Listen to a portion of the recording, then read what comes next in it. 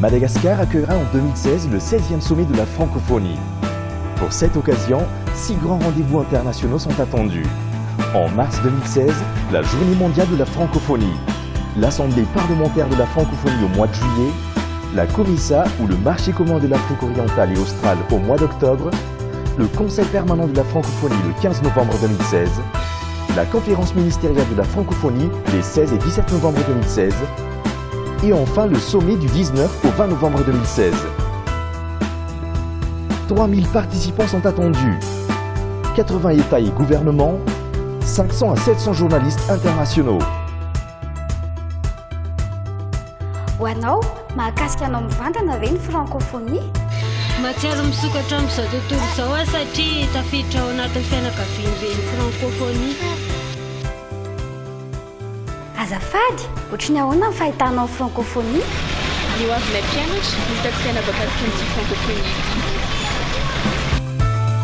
Misy tombony anao ve ny fihaonam-ben'ny francophonie? Lalam-barotra maro no tanteraka amin'ity fihaonam-be iraisam-pirenena ity. Toute une organisation répartie dans différentes commissions s'engage à faire vivre et partager les valeurs et les enjeux de la francophonie à travers sa richesse culturelle, son économie, son environnement et les énergies vives de son peuple. Garantir des conditions de séjour et de travaux optimales, assurer la sécurité, garant de la sérénité du sommet, exploiter des installations à la mesure de l'événement, promouvoir le sommet grâce à des compétences au cœur de l'organisation, accompagner et offrir un système de santé à la pointe de la technologie.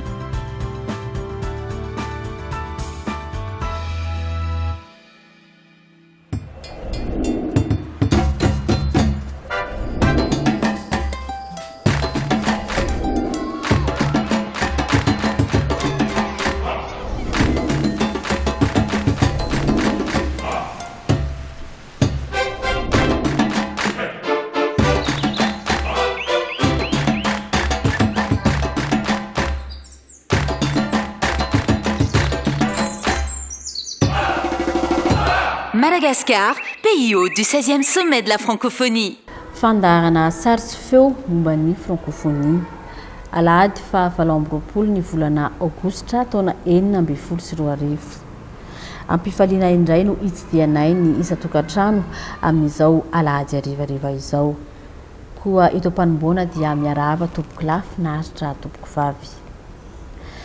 Amin'ity fandarantsika androany ity dia hoentinay aminao indray ny commune Anosiala. Efa hitantsika tamin'ny fandarantsika tany Lolotany ihany ny mahakasika ity commune Anosiala ity. Fa amin'ity anio ity dia iodina manodidina izay commune Anosiala avokoa ny zanam-pandarantsika. Nosafidina moa ity commune ity mba ho tetikasa andrana, ho tonga tetikasa fitaratra ho fampandrosoana maharitra ny faritra. Dia arak'izay dia hoentina indray ianao eny amin'ny commune Anosiala eny amin'ny district Anambohidratrimo eny. Nisy ny dinidinika niarahana tamin'ny tompon'andraikitra teo an-toerana. Aorian'izay dia misy ny fitsidianay orinasa mpandraharaha mpamokatra sakafo ho an'ny biby fiompy, ny LFL izany. Misy ihany koa ny resadresaka niarahanay tamin'ny mpandraharaha izay miasa eny amin'ny commune Anosiala eny.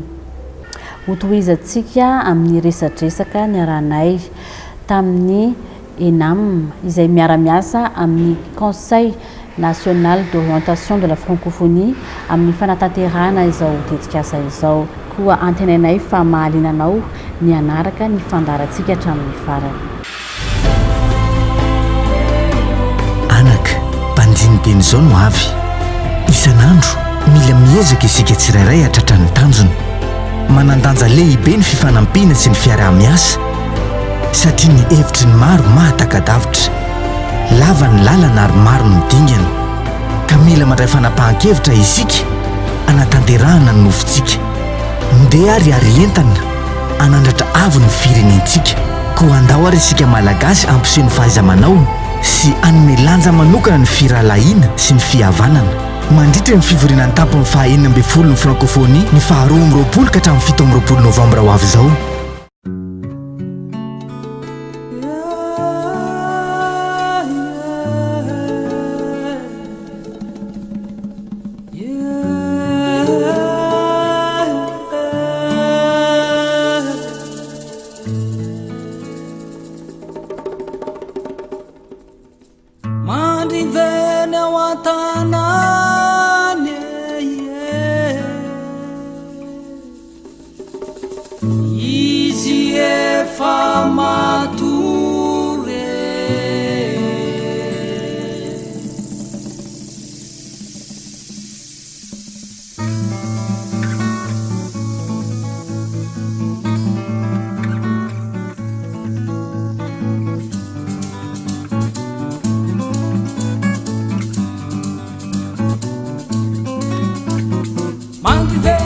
watanane izy efa matory andivena watanane izy efa matory iao ifoaza ilalao iao ifoaza ilalao iao ifoaza ilalao andivena watanane izy efa matory andivena watanane izy efa matory iao taty orena zany io no namboanay io tamin'ny 2008 ny atao hoe fianakaviana zany mandray aman-drenonay any amin'ny faritra Antsirabe mahavelona izy loha raha tsisy mpanohitoana raha misy mpanohitoana zany dia tsy mahavelona ohatra hoe miasa dia tohanan'ny olona dia tsy havelan'ny olona iasa ara-dalàna ilay izy tanoha zay mangataka tsara zany fa misy ohatrany hoe ohatran'izao zao dia lasa draleo ny tany dia miala amin'ny carrière zany samby ty daholo zany zay indraindray izy manao vato manao gravy eo indraindray maka vato kapohanay dia tsy maintsy miara misakra zany miara mitady ny akorana zany zao valo efa lehibe kely daholo valo taona kely indrindra ety daholo zay ireo zanako daholo ka tsy maintsy sakreny ty fa fivelomanako indraindray mba voa be dia mijijijy eo aloha dia miarina ihany rehefa avy eo tsy mandiny talana mbola tsy mandry mbola tsy mandry mbola tsy mandry ny tanàna mbola tsy mandry mbola tsy mandry mbola tsy mandry ny tanàna mbola tsy mandry mbola tsy mandry mbola tsy mandry ny tanàna mbola tsy mandry mbola tsy mandry mbola tsy mandry ny tanàna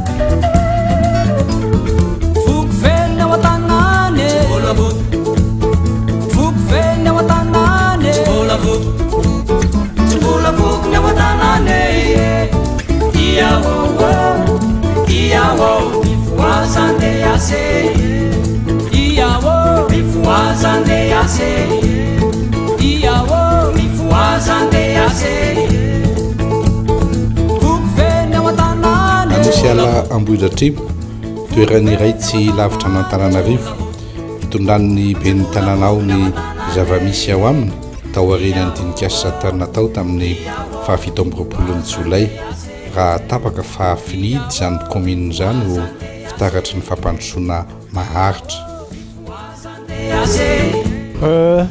Ny dinika ny fanaovana teo zany dia dinika mikasika ny fampandrosoana izay heverina fa ilaina fampandrosoana tia fotony zany eto amin'ny commune Anosiala fampandrosoana izay ao anatiny aty atao hoe fampandrosoana maharitra afahana zany mametraka ny commune Anosiala ao anatin'ilay atao hoe commune pilote commune izay mety hitaratra zany ny fandrosoana tsy eto Madagasikara ihany fa any amin'ireo tany teny frantsay andalam-pandrosoana ihany koa zay no tena antony dinika izay natao ary mitaky ezaka ngezabe zany eo anatrehan'ny mpanatanteraka sy mpanolotsaina noho izany dia ezaka lehibe tokoa kanefa minisy manantena isika fa rehefa tonga ny fotoana izay tokony ahafahantsika manao an'izany dia andeha io zavatra io ary mety ho tafavoaka araka ny tokony io izy azo tanterahana tsara ilay izy fa mila fahavononana tsy mila mataotaotra zany ny am'izao aloha zany ny fivoahan'ny vokatra dia mbola azalazaina hoe tsy tomombana satria ny vokatra izay vokarina eto amin'ity commune Anosiala ity zany amin'ny ankapobeny dia tsy eto amin'ity toerana ity tsy eto amin'ny commune tsy mahazo tombontsoa loatra amin'izay ny commune fa commune hafa ivelany eto no mahazo ny tombontsoa voalohany amin'izany ary izay indrindra ny anisan'ny ezaka anankiray izay tsy maintsy atao tafiditra ao anatin'ity tetikasa ity zany mba ahafahana mamokatra eto toerana mba ahafahana ihany koa mampiasa ny vokatra eto toerana ihany koa zany hoe eto ihany ny midina izy zany mba ahafahan'le commune mandroso zava-dehibe io le fampianarana arakasy io anisany zava-dehibe satria fantatsika tsara fa fampandrosoana dia tsy maintsy miala amin'izany fampianarana izany fampianarana izany tsy maintsy atao zay atonga ny olona ahalala ny tokony ataony a mba hahafahany mampandroso ny tenany aloha dia avy eo a manderaka moramora ny mampafampantrona ny commune sy mifokotany a dia izay no atao hoe zava-dehibe zay resaka fampianarana izay ka io anisany vaitondra lahy eto amin'ny vaitondra raha eto amin'ity commune nosiala ity zay fampianarana izay toko Madagasikara mandroso mifandray amin'izao tontolo izao.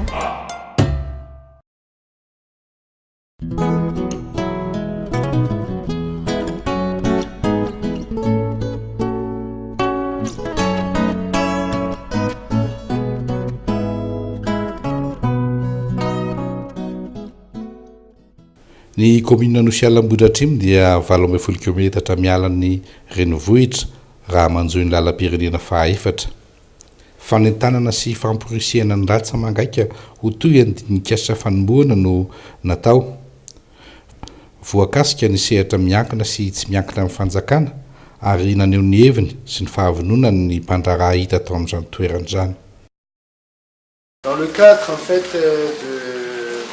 de gérer les retombées positives du sommet de la francophonie à Madagascar et de l'appartenance à Madagascar à la francophonie, mais également pour démontrer que à travers cette appartenance à la francophonie, on a pris l'initiative en fait avec le président de la République de démarrer en fait le développement, la relance et le développement territorial. Donc si on a choisi un Nousial, c'est pour simplement parce que la majorité des gens qui gèrent les affaires à Madagascar, que ce soit dans le secteur privé, que ce soit dans le secteur public, que ce soit dans la société civile, se trouvent sur Tana. Donc on démarre quelque chose à 4 portes de Tana. Et sur cette porte qui longe en fait la route nationale numéro 4, quelque part rejoint la route nationale numéro 6 vers Diego. Donc ici c'est une commune, c'est typique parce que le sol est accidenté, la terre est aride, l'eau est très difficile pour l'instant donc à gérer au niveau de la gouvernance de la commune. Donc sur les 7 conseillers, 6 étaient candidats maires. Donc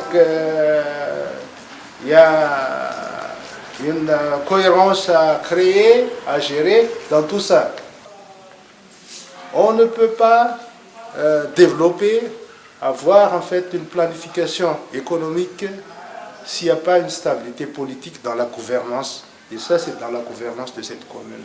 Cette commune qui est la rampe de lancement en fait de développement d'un territoire très vaste en fait qui va vers le Tampkets.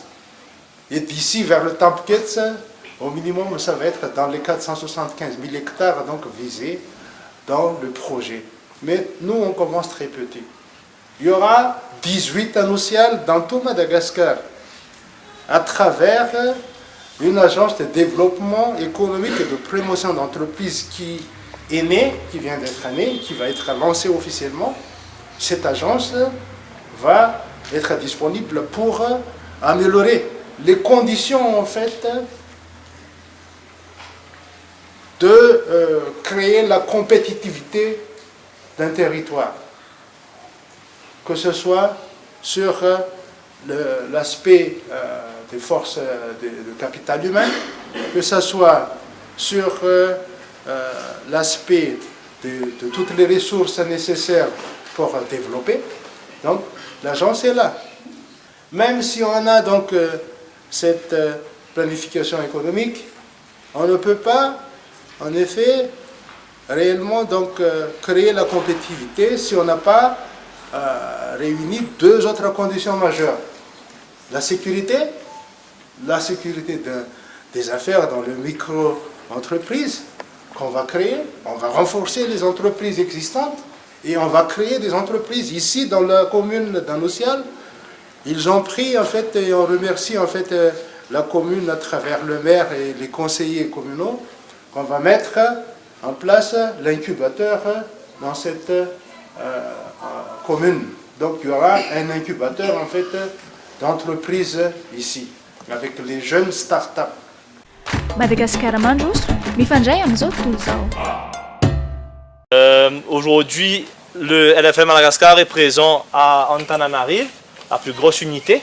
Antananarive, on produit à peu près 40 000 tonnes d'aliments à Antananarive et on a 2 unités en province, une petite unité à Diego Suarez et une petite unité à Tamatave, où on est à peu près à 1000-2000 tonnes l'année, donc c'est des petites unités.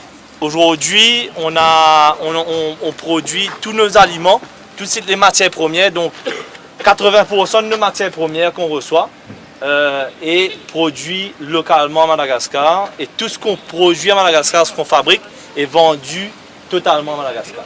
Aujourd'hui, LFL, on emploie ici à peu près, on est à 25 cadres et une centaine d'ouvriers. Et avec les provinces, on est à peu près à 140-150 personnes aujourd'hui qu'on emploie. Les 30 000 tonnes que vous importez, que vous utilisez en intrants, quelle est la proportion en production propre et la production achetée auprès des paysans? Je pense qu'on représente à peu près 50% du marché. Le but de LFL aujourd'hui, c'est de se rapprocher de l'éleveur. C'est pour ça qu'on a fait une unité à Diego Suarez, on a fait une unité à Tamatave, parce que, comme vous savez, la logistique coûte très cher. Donc le sac, il coûte 50 000 arias, il faut rajouter encore 2 000 arias sur le sac. Arriver à la destination finale, ça fait quand même cher pour un éleveur. Donc on essaye de se rapprocher vers l'éleveur, donc d'essayer d'ouvrir des unités en province comme Fianarantsoa, Majinga ou Tuléa. Et le fait d'être près de l'éleveur aussi bénéficiera aux personnes alentours pour la production de maïs, et du son de riz et tout ce qui suit. Bon, c'est vrai que le maïs, c'est ce que j'ai compris, est l'intrant dominant en fait. Ouais. Mais en termes de coût, quel est le coût le plus important dans le sac? Le coût, c'est le maïs. Le maïs même. Ouais, parce que le maïs rentre au moins 70% dans la formule. Donc aujourd'hui, la difficulté qu'il y a avec le maïs, c'est que on est sur d'année en année, il y a un prix qui suit jamais le même prix. Donc il y a beaucoup de spéculation. C'est ça la difficulté de tous les éleveurs. Hein. Et les silos, c'est pour le maïs ou c'est pour pour le maïs, essentiellement pour le maïs. C'est pour temporiser le prix alors. Exactement. Madagascar mandroso mifandray amin'izao tontolo izao. Ya ny ENAM moa zany miara-miasa amin'ny Conseil d'orientation ny francophonie sy École nationale d'administration publique avy any Québec. Manana zany zay tetika asa anankiroa amin'io. Ny iarahana amin'ny ENAP avy any Québec dia misy lohahevitra 3. Eo dinidinika mikasika ny développement durable et responsable. De misy arahana adihevitra zany izy io, misy adihevitra fa ny tena zava-dehibe aminay ENAM de ho tonga eto Madagascar amin'io ny tale généraly ny École nationale d'administration mampiasa teny frantsay rehetra. De io zany arahana formation, misy fiofanana zany atao ho an'ny mpampianatra ny ENAM eto Madagascar. De rehefa niresaka an'io tamin'ny conseil d'orientation zay niteneniny hoe misy fikasana zao amin'ny toerana 80 eto Madagascar, ka isantarana zany ny eto Anosiala amin'ny fametrahana ny antsoina hoe espace économique de croissance. De amin'io espace économique de croissance io ny zavatra tadiavina dia anankitelo. Ny orinasa sy ny mpamokatra dia mila manana compétitivité, ny tantsaha sy ny vahoaka afany miasa mila mahazo sécurité, ary mba hampandeha tsara ny raharam-panjakana tokony ho foana tanteraka ny tsolotra anatin'io toerana io. Ka zay zavatra telo zay no imasoany ENAM. Madagascar mandroso mifandray amin'izao tontolo izao. Hitanao moa ty commune nosiala ty zany a dia tena commune ataontsika hoe mamokatra fa mbola mila ampiana zany le famokarana amin'izao. Ny azy zany a raha ny torohevitra mieko ny olona dia manao an'le produit atao hoe à forte valeur ajoutée, zany hoe tsy mamboly vary fotsiny ohatra fa afaka mamboly betravy, afaka mamboly kotomila, afaka mamboly zavatra misy valeur bebe kokoa zany ary afaka manao indroa intelo inefatra isan-taona zany ary zavatra mety atao tsara amin'ity commune ity. Matetika moa zany ny olona dia matahotra foana manao dingana e, na zana ianao matahotra foana manao dingana e, fa atomboka tsikelikely dia avadika tsikelikely. Ohatra hoe manao 100 ianao amin'ity le taninao raha manana tany atao hoe 1 hectare ianao dia 100 zay no ataonao zavadrava dia hatrany. Dia matetika koa zany mahavoatsika dia manao monoculture zany hoe voly anankiray karazany iray fotsiny. Dia raha vao tsy mandeha dia maty ianao. Fa tokony toujours tokony hoe manao foana polyculture zany hoe karazany 2 foana ny atao na efatra le karazany voly amble zany mba raha tsy mandeha ndray tsy mandeha ndray mba mandeha ndray zany. Za zao ohatra zany maka ohatra ray amin'ny katsaka zany sady azo hoan'ny biby azo hoan'ny olona. Amin'izao fotoana zao vidina katsaka zany raha ny tena marina efa mihoatra ny cours mondial ny vidin'ny katsaka eto amintsika. Cours mondial zao eo amin'ny ataontsika hoe 400 ariary eo ny katsaka avy any Argentine ohatran'izany tonga aty amintsika neo antsika zao mivarotra katsaka 800 ariary. Ditanao amin'izany fa double ny cours mondial ny vidin'le katsaka eto amintsika. Efa atao ohatra hoe volamena zany raha tena ary ny katsaka hitanao mety manomboka any amin'ny 2 tonnes hatrany amin'ny 12 tonnes l'hectare any zany ny rendement zany. Dia ary betsaka zany ny zavatra anaovana katsaka na dia lafarine azo anaovana sakafo any zazakely, azo anaovana sakafo any lehibe, azo anaovana mofo menaka, azo anaovana provandy, azo anaovana sakafo hoanina direct koa zany. Francophonie aloha dia zavatra ngeza be sady zavatra goavana ny zavatra tsara. Itsika zany efa atao hoe efa zanatany frantsay izy ela be zay alaina ny tsara amin'ny rehetrarehetra angaty zay ratsy hitanao tsy mety aminao dia avela hoany. Fa aza hoe francophonie ratsy francophonie zavatra tsara. Za hitanao nanao mera 10 taona zay tao anaty fikambanan'le hoe association des maires francophones na zavatra be da be. Navitananao tsena, navitananao lalana, navitan zavatra be da be.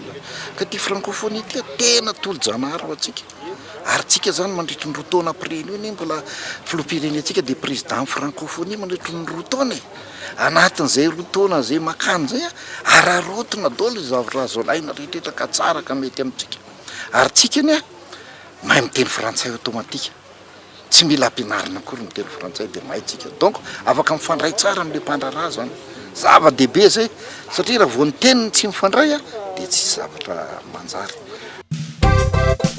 Francophonie 2024 ry malagasy tsy vaky volo ndia isika hiara entina anandratra avy ny firenentsika ampandroso a Madagasikara anatin'ny firaisan-kina ankalazany soatoavana malagasy amin'ny lanja manokana amin'ny firaisan-kina sy ny fihavanana izara sy ampahafantatra ny vita malagasy sy ny talenta maro manerana ny nosy mandritra ny fivoriana an-tampon'ny faha 20 ny francophonie ny 12 ka hatramin'ny 17 novambra ho avy izao.